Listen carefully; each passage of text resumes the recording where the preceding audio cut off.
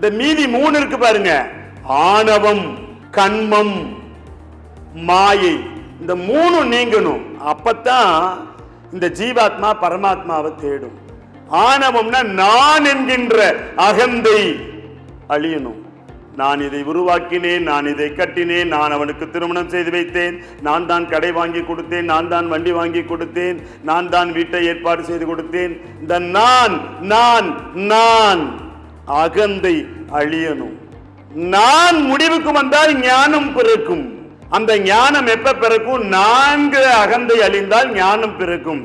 அதை விரிச்சு பார்த்துட்டு போனா விரிஞானம். விஞ்ஞானிகள் அப்படித்தான் உருவாக்குறாங்க. விரித்து பார்த்து இது என்ன, இது எதன் மூலமானது, இதனால் இதை செய்ய முடியுமா, சாதிக்க முடியுமா, பல ஆய்வுகள், புதிய கண்டுபிடிப்புகள், விரிஞானம். அதே ஞானத்தை மையப்படுத்தி வந்தால் மெய்ஞானம், மெய்ஞானம், மெய்ஞானம், மெய்ஞானம், மெய்ஞானம். விஞ்ஞானத்தினால் முடியாதது மெய்ஞானத்தினால் முடியும். அப்படிப்பட்ட நான் என்கின்ற அகந்தை அழிந்து ஞானம் பெற வேண்டும்.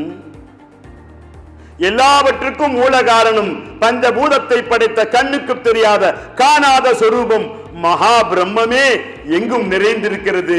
நமது பேச்சும் மூச்சும் வீச்சும் நடையும் உடையும் பாவனையும் செயல்களும் பிரம்மத்தினுடையது என்று நினைக்கின்றவர்களுக்கு அருள் பெரும் ஜோதி உள்ள போயிடும்.